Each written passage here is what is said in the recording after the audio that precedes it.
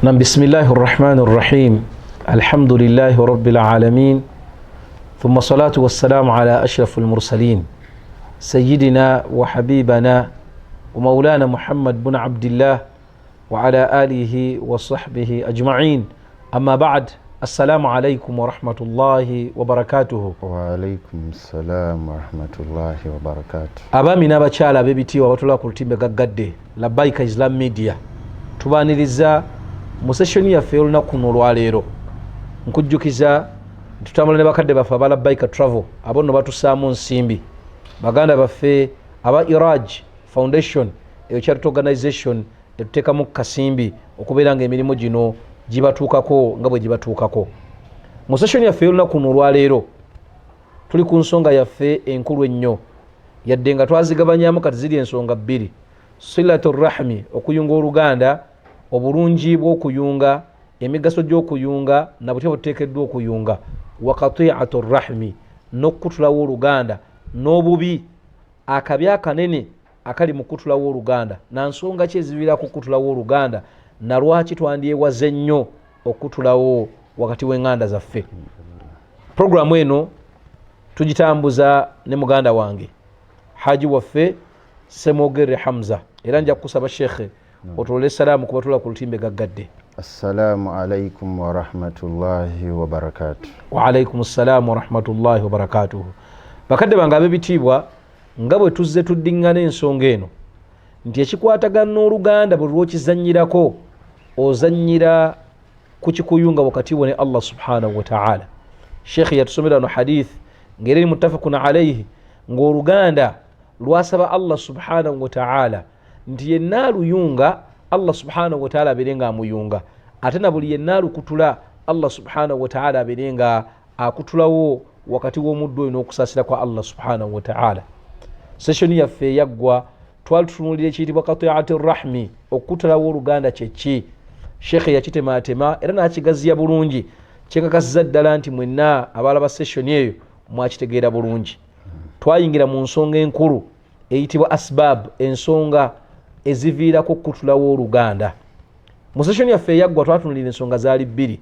Twatunulira aljahal, obutategeera oba obutamanya, abasinga obungi tugwawo owasinza otukosa. Ensonga ey'okubiri ne tutunulira ta'khir qismat, okubeera nga tukeereyesa okugaba ebyobusika, almirath, ebyobusika. Sheikh awo wennyini wenjagala tutandikire. Ensonga eno yali nnene ey'okubeera nga tukeereyesa okugaba ebyobusika, era wali ogezaako okugitematema okutubulira evaako etya okutulawo oluganda. Sheikh awo wenjagala otandikire wennyini insha Allahu ta'ala. Naam, bismillahir rahmanir rahim, alhamdulillahi al-aliyyil a'zami dhul jabarut wal jalalil afkhami wa alimul ilani wal mukattami wa sakinil ardi bi amri muhkami wa rabbu kulli kafir wa muslimi bana samawati bighairi sulami wa ashhadu an la ilaha illa Allah wahdahu la sharika lah wa ashhadu anna sayyidana maulana Muhammad sallallahu alayhi wa sallam. Abatulaba ku Baika Islam Media nebaza Allah ow'ekitiibwa ne management ya Baika Islam Media okunkomyawo ku nsonga enkulu eno, saba Allah abeerenga atuwamu bulungi. Allahumma amin ya rabbal Sheikh, ensonga gye twasembayo okubeera ntutunuulira ta'khir qismatul mirath, okuba nti era twajogerako ne tugamba nti abantu tebagaana bugaanyi wabula okeereyo okubeera nti omuntu agaba emaali eyaki eyabafu, kiviirako okubeera nti omuntu akola akutulawo oluganda. Era ensonga eyo Sheikh era naye eva mu nsonga ze twayogera, kuba twagamba nti no qati'atu rahmi zambidde nnyo ne asbaabu zaazo mulimu aljahal. Omuntu nayinza okubeera kutobola nga aljahal azin obutamanya n'obutategeera n'obutafumintiriza, tugenda kuleeta ensonga zonna kuba ne ta'khir qismatul mirath era eva mu aljahal, mu butamanya. Kuba omuntu bw'aba amanyi nga tukakasa nti amanyi tasobola kubeera nti akola ki, akeerya okugaba emaali eyo. So twatunulira ensonga eyo ta'khir qismatul mirath ne tugamba nti nno omuntu ayinza okubeera nti agaana okubeera nti agaba emaali, imma takasula obanga weakness, munafu, abamu bayinza okugaana kuba nti oluusi ayinza okuba nga azala abaani baganda be nga tabalabamu mulamwa oba okeereyo okukola ki okugaba emaali eyo olw'embeera bino byonna eyinza okubaawo. Naye nga omuntu asobola okukeereya nga tamanyi faraidu kitegeeza ki, nga tamanyi almirath kitegeeza ki. Naye atulaba ku Labaika Islamic Media antegedde maamana alfaraidu, ebyobusika bino bitegeeza ki. Era Sheikh mbeebaza okuba nti nga management ya Labaika Islamic Media yalaba nga kyetaagisa okubeera nti omuntu yenna yandibadde ategeera ebyobusika kuba byo byateekwa. Alhamdulillah. Musomulama tukubeera kwa ne Sheikh waffe wasajja Quraish. Shaba Allah mutukumira rabbana. Allahumma amin ya rabbal alamin. Al-faraid tegeeza al-ilm bi qismati al-mawarith fikhan wa hisaban. Sheikh nsongo ejitegedde. Naam. Al-ilm bi qismati al-mawarith fikhan wa hisaban. Muntu alina okubanga alina irimu ekwatagana ku butya ebyobusika bwe bitemaatembwa n'okugabibwa. N'ategeera n'okutegeera nti guno gwe mugabo ogugenda wano, kino kyekikola bwe kiti, nga n'amateeka agafuga ensonga ezo agamanyi. Naam. Era faidatuhu, omugaso gwe tufuna mu faraidu mu nsonga y'okumanya ebyobusika n'ebyokubikola okukolera ku kumanya ebyobusika ebyo, iswaru nasib kul warith ilayhi, okubanga buli muntu yenna afuna omugabo gwe. Naye Sheikh wallahi ensonga eyo nkulu, nze nakugamba nakuwa scenario kireese emitawaana mingi, era ndowooza mu nsonga ezisinga okubeera ez'amaanyi mu kutulawo Oluganda wallahi mulimu ensonga y'ebyobusika. Tewaliwo famire gy'osiŋŋaana nga teyakwata nsonga za busika bulungi nga balina emirembe. Nibo babeera nga bamaliriza mu maaso eyo ne bamala ne babigaba. Olw'okukosa kuno okwaliwo mu kaseera wano nga balindiriza okugaba ebyobusika, wallahi ogenda okusanga nga yes bagamba nti ebyobusika byamala ne bigabibwa, naye nga abantu tebakyakwatagana, gundi tayagala kutunula ku gundi, gundi tayagala kutunula ku gundi, mulimu obulyazaamaanya bungi, batuuka okugaba emaali ng'eyandifunye akakadde afuna emitwalo 3. Olw'obulyazaamaanya obubadde wano nga mulindiriza okukola ki, okugaba emaali eno. Wallahi seeka kikulu. Sheikh abamanyi bakikkaanyaako ne bagamba min afdalul ulum, ezimu ku irimu ez'amaanyi ennyo omuntu zaateekebwa okubeera nti amanya era nga za kitiibwa wa ashrafuha, nga irimu ya kitiibwa nnyo omuntu okubeera nti agitegeera, ng'era Allah ajaagala nnyo omuntu agimanye, erimu y'okugaba ebyobusika. Era nga basinziira ku hadithi ya Nabi Muhammad sallallahu alayhi wa sallam gy'agamba ta'allamu al-fara'id wa'allamuhu an-nas fa innahu nisfu al-ilm. Allahu akbar. Sheikh mufune okumanya ku byobusika, ku ntematema y'ebyobusika, ate mugiyigirize n'abalala olw'ensonga nti tundu ku irimu, tundu ku busiraamu. Etegeeza nti omuntu singa anyweza irimu y'ebyobusika n'agitegeera obulungi, ekitundu ku ddiini abakifunye. Era omuntu atulaba ku Labaika Islamic Media alwane kuba ano yagamba wa'allamuhu an-nas, tuyigirize n'abantu, n'omuntu yennyini atali mumanyi ateekebwa okumanya ku byobusika. Ekitegeeza nti Labaika Islamic Media etambula ddala mu bufu bwennyini obwa hadithi eyo, nti tutunulidde ebintu ebikulu era naffe byetutenga ebiki ng'ebikulu. Naam Sheikh. Abantu bano abalina kitegeera nti eno irimu y'obusika yajja kwenkanyankanya. Era tutunulira nti kana al-arab fi jahiliya, Abarabu mu jahiliya baali nga la yarithuna al-banat, abaana ab'obuwala baali tebasika wa ummahati ne bamaama nga nabo tebasika. So kitegeeza wa inama yarithu al-mayit al-akhu al-akbar, abooluganda abakulu be basikiranga emaali wa abnaukum, n'abaana ab'obulenzi. So seeka olaba obutali bwenkanya. Ekitonde ekikyala baateekanga mabbali, abakyala tebasikanga. Paka obusiraamu we bwajja abakyala tebasikanga, inda tebatunganga n'extent nga nze wemba nga nze mukulu wo nze alina okusikira, ng'omwana ono tasembera omwana wo, ng'omwana ate okukusikira alina kubanga y'ow'amaanyi essaawa eyo olwo nga basobola okukola ki, omukkiriza okusika. Allah kwe kujja ne aya yusikumullahu fi awladikum lidhakari mithlu hadhi al-unthayayn. Allah okulaga nti akola ki, nti waliwo okwenkanya. Allah era n'okugezaako okubeera nti alaga okwenkanya wakati w'abakyala, okulaga nti byonna bivaamu okubeera nti omuntu ayunga oluganda Allah ye yajja kubaano wandibadde wabaawo obukuukuulu obulaga nti no ye omukyala atafunye omuganda osissawo tafunye senga otafunye olutalo ne luvaawo ne Allah yajja n'abeera nti yenkanyankanya wakati w'omusajja n'omukazi n'agamba inkana rajulu yurath kalalatan aw imraatu walahu akhu aw ukhti falikulli wahidi minhuma sudus. Kigambo kikulu Sheikh okitegedde ekiri awo so kiriwo okulaga nti Allah ye yalaga nti waliwo okwenkanyankanya. ate nno Sheikh ku bimu bye twatunuulira ebikulu ennyo nno musomo gwo gwa faraidhu gwe tutambuza nti wallahi Mungu yatulaga nti ate yakwata ebyobusika kati ng'ebyabaana n'abita twatunuulira no ba ashabul furudh bannanyini emigabo mu maali bali 12 bamwizi mutasubwa ku maali y'omufu 12 naye ng'omulana ku bo bakyala.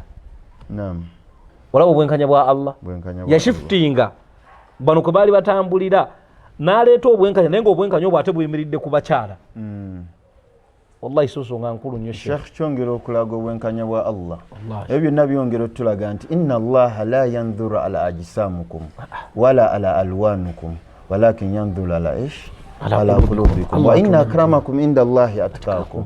Allah tasobola kubeera nti atunulira mu famire nti ono ye alabika obulungi gwe tugenda okuwa ebingi ye w'amaanyi gwe tugenda okuwa ebingi hatta nga Sheikh Namuli ano ng'asomesa nti nemuba mu faraidhu nembanga nga muli mugaba emmali y'abaki y'omusika nti wembanga nze mbadde n'omukwano mungi ne taata ngaliwo n'omulala babadde kabwanango nga azintata nga alaga n'okulaga nti tamwagala mufuna kyekimu muba baki. Allahu akbar.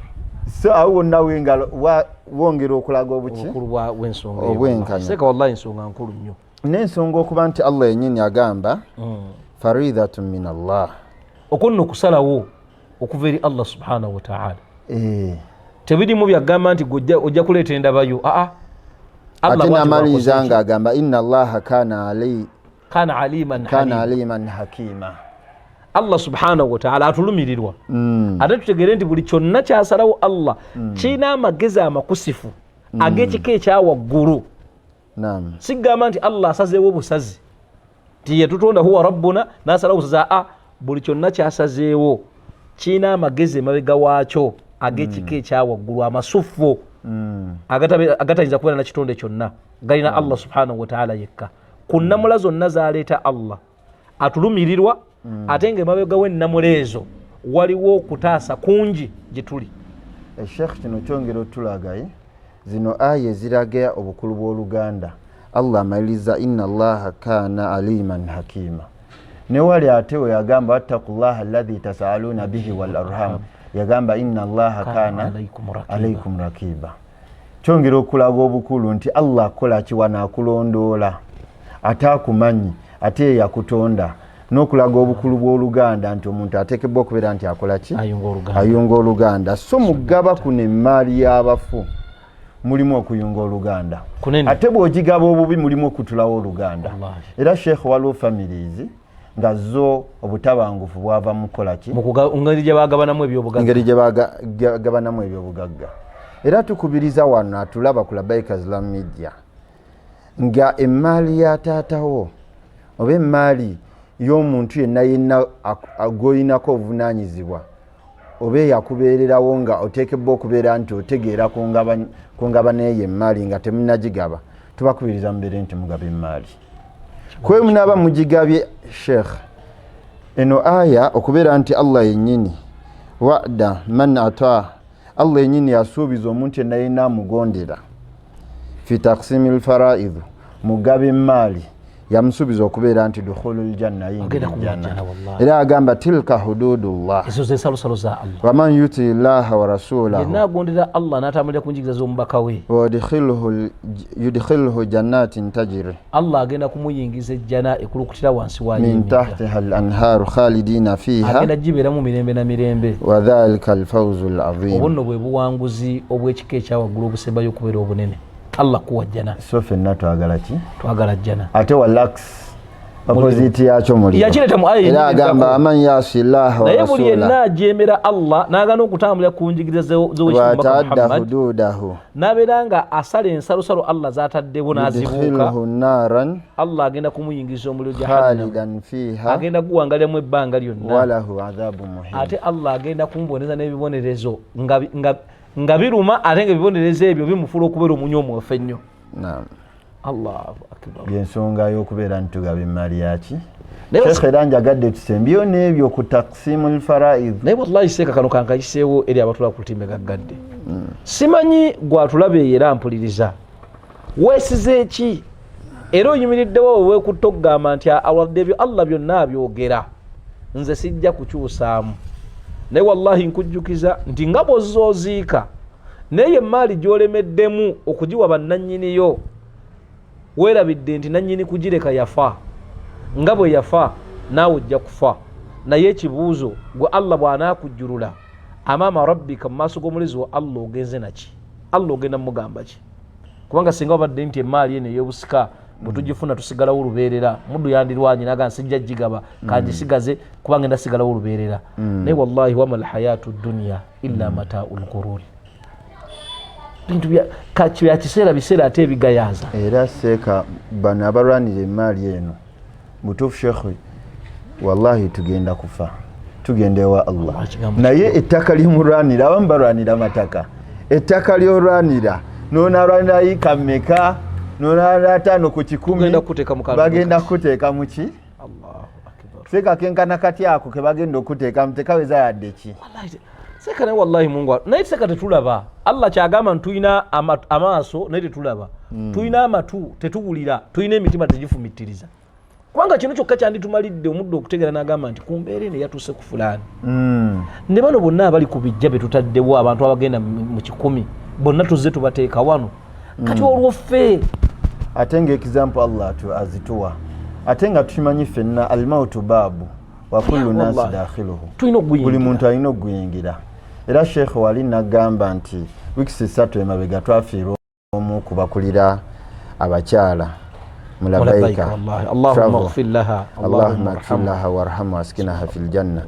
N'omukyalo yatufaako saba Allah amuwijjana yakoera obusiramba bali bamuyita Hajatu Rashida na Lukenge saba Allah amuwijjana yaluma abantu. Era wallahi nabbi kye yagamba nti bw'okola obulungi ku nkomerero obulungi obwo obulabako. Omukyala bwe yalongoosa eri abantu n'alongoosa eri Allah we wallahi yagenda mu bitiibwa. Sheikh yatuluma nnyo era yetwatuuka era kyalaga okuyunga oluganda bwe twali ku kyalo embulire gye twamuziika abantu bayogeranga ebigambo bibiri tufiiriddwa nga bongerako tufiiriddwa nnyo nnyo. Naye waliwo omuntu asobola okufa ne bagamba tukoze eki? Tuwonye omuntu oyo. Era nsaba Allah ng'obadde mafatihu sharri obadde bisunzo bya bubi naga nti Allah atugiddewo ekizibu bagamba tumuwonye. Naye ate okimanyi nti Sheikh ng'ovudde kuba ekyalo okubeera nti bagamba ntuwonye naye ate kyennyamiza nnyo nga statement eyo efulumye mu baŋŋanda ne bagamba nti Hamza agenze naye tuwonye. Allah yebale kumujju omuddu bamukubira esimu naga nti Hamza Allah amujjuludde naga nti okakasa sekalinda kunja njagala okakasa amawulire ago nagamba nti kituufu Allah amujjuludde n'okuzika kwa saa 8 naga nti nasa n'ekikola banayo omuntu awumuleko omusajja oyo. Ndaba obujulizi bwogenda nabo mu maaso ga era Sheikh waliwo omuntu afa nga bamuwonye buwonye. Allahu akbar. Waliwo afa n'abeera ng'asigala ku mitima gy'abantu.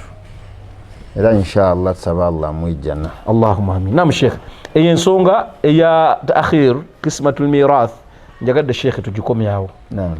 Abaagala okubeera nga beeyongera ku nsonga okutegeera ensonga eyo genda ku handozi zaffe ogenda onoonye omusomo tukwata tutya ebyobusika. Sheikh Bilal Kitimbo ne Sheikh Wasajja Quraish episodes kati ziringa 7 ku 8 omuddu agendeyo atandika ebintu bino bwe bitandikira wennyini ajje nga agaziwa irimu gye gaziwa mu kikwatagana ebyobusika. Sheikh njagala tugende ku sababu endala mu asbabu zino ezaqata'atir rahmi. Naam Sheikh sababu endala ene sababu yaffe yakusatu nsonga yaffe yakusatu dhaafu taqwa.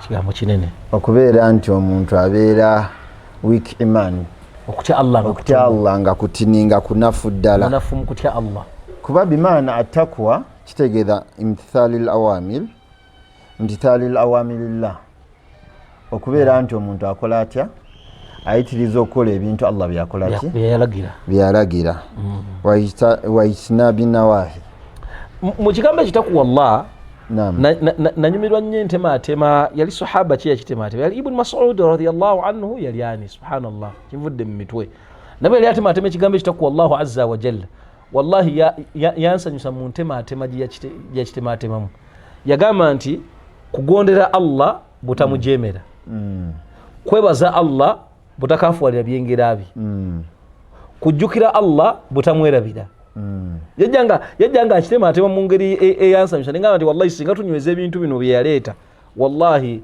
kiba kinene nnyo okubanga yakireeta nti okujjukira Allah obutamwerabira ayudhkaru llah wala yansa naleeta ekyokubiri n'agamba nti okwebaza ayushkaru llah wala yukfar okwebaza Allah awatali kulibisa byengera bya Allah subhanahu wa ta'ala yakireeta mu ngeri eyo insha Allah ta'ala naye shekhe tugende anti shekhe kyobadde yogerako engeri gyakyogeramu era kyonna kigwa wano imtithali al-awamirillah okukola emirimu Allah gyakola ki gyagalira mwemuli okugonda obutawakanya n'omwogerako n'omugondera ebyo byonna biri imtithali al-awamirillah okukola emirimu Allah gyagala kuba shekhe wano mu sessions zoyina wano mulimu session y'omwoyo nakulidde ng'okubiriza abantu obuterabira adhikari z'okumakya wallahi kigambo kikulu abantu abalina okimanya nti mathalu alladhi yadhkuru rabbahu walladhi la yadhkuru rabbahu kamathali alhayyi walmayit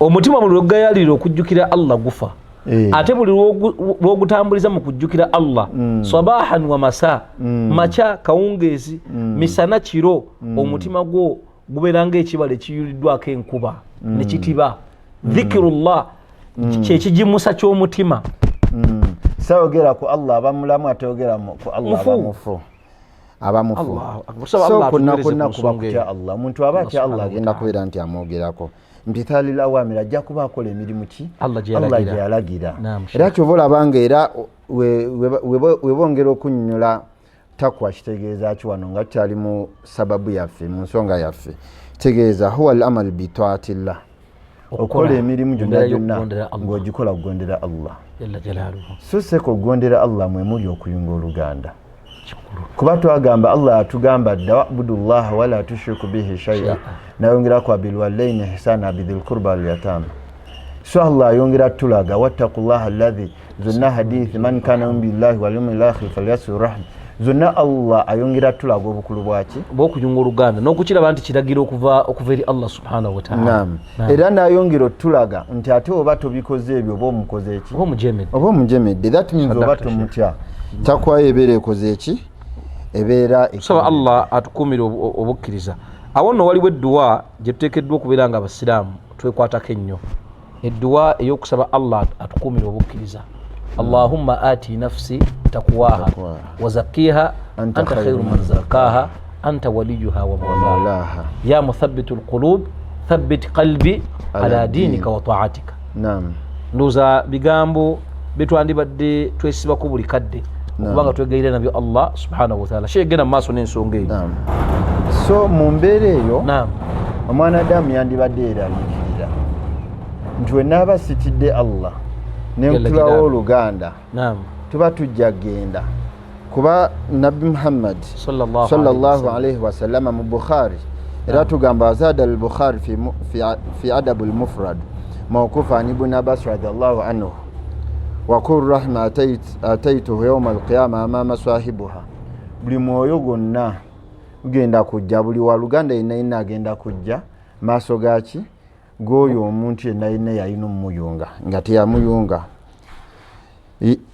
tashhadu lahu bisulihin kana wasalaha nga wakakasa oba akola ki akakasa nti omuddu ono yayunga wa alayhi biqati'atin kana qataha ng'era ajja ajulira ku nsonga nti omuddu ono yakutula wakati wange naye so omuntu alina okwegendereza olina okutya ennyo so omuntu yenna atalina kutya Allah alina weaknesses mu kutya Allah tasobola kubeera nti ayunga oluganda ate wallahi seka kikulu olw'ensonga nti mu nsonga ezimu ndowooza ezikalubya ensonga eno ya salatu rahmi okubanga ekaluba nnyo the challenges ebizibu byetusiŋŋaana mu b'eŋŋanda ntera nnyo okugamba abantu nti tewaliiwo kintu kizitowa tewaliiwo kintu kizibu nga baŋŋanda. Allah subhanahu wa ta'ala yabatufuuliranga kikemo kinene nnyo nga bw'okiwulira. Okumanya kikemo kinene tewaliiwo bintu biruma bikolebwa bantu ng'ebintu ebikolebwa ab'eŋŋanda. Ab'eŋŋanda bakola ebintu nga biruma kubanga muganda wo mu musaayi bw'akola ekintu kikuba wala nnyo n'okusigako omuntu we wabweru kubanga tusuubira nti muganda woono ow'omu musaayi yasaanidde okubanga akuyisa bulungi n'okwagaliza kubanga bw'akwagaliza aba yeyagalizza naye kibeera tu unfortunate nti ate okukosebwa okusinga okuba okungi kuva mu baŋŋanda. Kyova olaba nti ekigambo kino kyoyogeddeko takuwallah okutya Allah kwetaagisa nnyo mu kuyunga oluganda kuba otabeeramu nakutya Allah oyinza okubisuulawo. Sheikh kyova olabanga omuntu oluganda muganda oyo yennyini yalina okukukosa gwe kitwale nti muganda we alina kukosa era abakukosezza olina kweyisa oti olina mwekutuulako ki kuba tuva ku nkola ya Nabbi Muhammad sallallahu alaihi wasallama. Sheikh twakiraba mu episodes zaffe nga tugamba Nabbi Muhammad sallallahu alaihi wasallama hatta Khadija bwe bamuwa obubaka ne yeeraliikira ennyo yamugumya namugamba abshir ya Rasulallah sanyuka weeshiwa Muhammad sallallahu alaihi wasallama la yukhzika Allahu abadan mazima tayinza kukola ki kuna fainaka kuba ensonga gy'okola oyunga oluganda wadde muyunzi wa luganda era netunuulira nti Nabbi Muhammad sallallahu alaihi wasallama ne taata w'omuto ono yennyini taata yamukosa n'agaana n'omukkiriza Abu Lahab wallahi kikulu n'ate nga taata mu luganda ali akola ki amuyunga nga amwaga kwatu atunuulira nti taata we ali omu ku baasooka okuwaayo ki Thuwaiba ng'awulira amazaalibwa g'okuzaalibwa ga Nabbi Muhammad yate omuddu ng'omwana wa muganda wazaaliddwa ng'azaalibbwa naye ate effujjo lye yamukolako eno mu bukulu teryogerekeka. Ebyo byonna byonna byongera okutulaga okukola ki etegeeza omuntu eyandyewuunyizza ng'oluganda amukosezza atalina tubeerawo nga tuli expectant tubeerawo nga bw'otunulira ab'eŋŋanda bw'oti osuubira kukosebwa era olina sigala ng'omuyunga kyeki kye twagamba nti laisa alwasul bilmukaafi walakin alwasul idha kutat okuyunga si kuuma nkolagana gundi akolongoosa gyendi gye nange wenzijja okulongoosa baganda abo abakuyisa obulungi bayise bulungi n'abakuyisa obubi bayise bulungi baganda abo abakukyalira naye bakyalire naye n'abatakukyalira nabo genda obakyalire baganda abo abakuwa naye bawe naye n'abatakuwa beera ng'okola ki ndowooza bwe bayita obukkiriza takuwa Allahu kamilan obukkiriza mu Allah obujjudde atulaba ku lutimbe gaggadde Labbaika Islam Media ensonga sheekhe gyaliko nkulu ey'okubanga ku bimu ebikuleetedde okugayaalirira oluganda mulimu okunafuwa mu kutya Allah subhanahu wa ta'ala mu mutima gwo. Ndowooza nizo signs ensonga zino ze twogerako ze signs ezanditulaze nga wali wakona ku nsonga ya al-jahal obutamanya.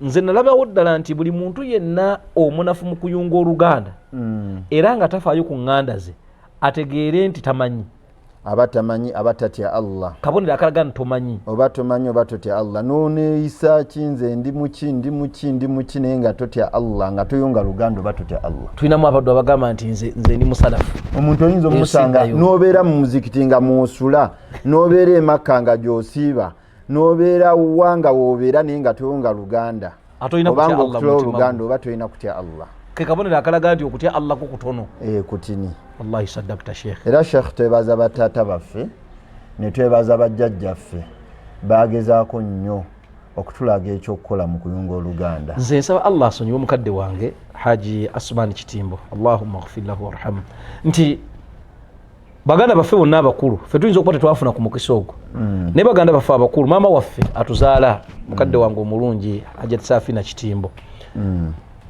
gyazaalibwa bajjajjaffe si basiraamu naye ekikwewuunyisa nti mu holiday jjukira nti seeka Haji twandigambye nti eddiini y'amaanyi naye ate mu holiday maama yakwatanga abakulu baffe bano n'abasindika bagende bawummulire ebukojja naye ate taata n'aleka bakole ki bagende kuba yandigambye nti abaana bange tebajja kuwummulira mu maka gatali masiraamu naye olw'obukulu bw'oluganda ku sayidi zombi al aqarib min jihati al abi wal ummi taata yalekanga abaana bano bagende bakole ki bagende bawummule kitegeeza nti akono kabonera akaali kalaga okutegeera ensonga eyo nga okyagirika eyokuba nti yabaleka bagende bawummulire ebukojja nga sina basiraamu. tudda ku hadithi ya Nabi Muhammad sallallahu alayhi wa sallama qala li Asma wa qasalatuhu asilu ummi qala naam silu ummuka. Nabi Muhammad sallallahu alayhi wa sallam Asma bintu Abi Bakar yajja nga ayina maama we si musiraamu n'amubuuza oba ayina okukola ki naye omuyunga n'amugamba amuyunge yadde si musiraamu. Kyongera okulaga nti okwo kwekola ki kwe kuyunga oluganda. Kigambo kino ekyokutya Allah seeka insha Allahu taala tujja kwongera okigaziyamu naye kigambo kikulu kyendabye. Ensonga sofa zitakuhandolinga ensonga ndooza kati ziri mmeka ezo? Ziri 3 ku asbaabu qati'atu rahim aljahl والتأخير قسمة الميراث وضعف التقوى. abatulaba abalungi ku lutimbe gagadde Labbaika Islam Media ensonga z'oluganda nsonga ngazi asbaabu zino nyingi tujja genda tuteekulula emu ku emu. Nkusaba ekintu kimu nti buli nsonga yonna gye tukoonako mu lugendo luno lwe tulimu olw'okumanyisa obukulu bw'okuyunga oluganda n'obubi obuli mu kutula wakati waffe n'eŋŋanda zaffe. Nkusaba buli nsonga yonna gye tukoonako gisse mu kifuba kyo esobole okuyingira mu mutwe gwo okole ekituufu ky'oteekeddwa okukola mu kiseera ekituufu. Tetwagala kyetunoonya mu bino byonna kunoonya butya bwe tuyinza tutereeza wakati waffe ne Allah waffe n'okutereeza omuamala enkolagana yaffe n'abantu abatwetoolodde. Kkiriza otambulenga Allah subhanahu wa ta'ala bw'akulambise. Kkiriza otambulenga omubaka Muhammadin sallallahu alayhi wa sallam bwe yayigiriza. Si ggwe asoose okukosebwa ab'eŋŋanda, si ggwe asoose okuyisibwa obubi ab'eŋŋanda. Jigira ku baatukulembera abalongoofu obeereko ne byolongoosa ogaane kukosebwa fi duniya ate era otuuke ne ku akhira ng'oli mbaddu Allah baagenda okubonereza olw'enkwata yaabwe ey'ensonga eyali embi. Omusomo gwaffe guno tutambula nagwo tugezeeko okubeera kubanga mu nsonga ze twatunulira ezimu lwaki obwavu butuluma na lwaki ebizibu tebivaawo mulimu okutula oluganda. Tereeza eŋŋanda Allah subhanahu wa ta'ala abeere nga akugaziza mu riziki Allah akwongere n'obuwangaazi. Mukadde wange nja kusaba ekigambo kimu osiibule abatwala ku lutimbe gagadde Labbaika Islam Media. Naam, alhamdulillah abatulaba ku Labbaika Islam Media basaba mubeere nti mwongere okutya Allah ow'ekitiibwa kuba huwa khaliqul makhluqat kuba ye yatonda ffenna abali ku nsi era Allah yatutegeera era Allah yategeera kye tulina okukola okubeera nti yatugamba tuyunge oluganda nsonga nkulu nnyo. Era maliriza nga mbagamba omusomo gwa leero nti oyo yenna akkiriza Allah n'olunaku lw'enkomerero falyasilu rahma ayunge oluganda. Ate oyo yenna ayagala okubeera nti ayingira omuliro abeere nga akutulawo agende mu maaso n'okuinvestinga mu kutulawo oluganda. So tuve mu kutulawo oluganda tugezeeko kuyunga tujja kutuukewa Allah nga atusiimye. Sheikh barakallahu fikum wa jazakumullahu khairu. Yabadde mukadde waffe Haji Hamza Semogerere omu ku badirectors ba Labbaika Travel abadde atulaba omukyalo omulungi n'omwami omulungi. Programu yaffe eno nga bwe tujja tubategeeza etekebwamu ensimbi baganda baffe aba Labbaika Travels abo nno bakugu mu bikwatagana ne umra ne hijja. Era umra yaffe ya Desemba esembedde tugenda ku nnyumba ya Allah tusuubira okutambula nga ennaku z'omwezi 2 omwezi guno gwennyini gwe tulimu gwa Desemba. Akasente twasabye katonotono $25,000 ku bukulu w'ebifo ebyo n'ebirungi ebiri mu bifo ebyo etukiyita okusuubula okutasala. Tekamu $25,000 ogenda olambula ebifo ebyo okole ibaada Allah subhanahu wa ta'ala zakwagaza okubeera ng'okola ojja kwesiima fi dunya wal akhirah. Eyo nno ye Labbaika Travels. Tubadde tutambula ne baganda baffe aba Hulk Media Uganda Limited abo nno bakugu mu indoor ne outdoor branding. Genda wali ku Nasa Road Foundation ekyo nno kibiina ekinoonya obuyambi n'okubutuusa kwabo abateekeddwa okubeera nga bufuna. Genda wali ekyebando ku kizimbe Benda Plaza baganda baffe abo ojja basanga ku Erisa Road kyebando wali ojja kubanga baganda baffe abo obafuna bulungi nnyo gwalina obuyambi butwaleyo. Ate naawe ayagala okuyambi obonga omanyi abaddu abeetaaga obuyambi batuukire baganda baffe namba we ziri awo wansi konako obukonyi ku ssimu.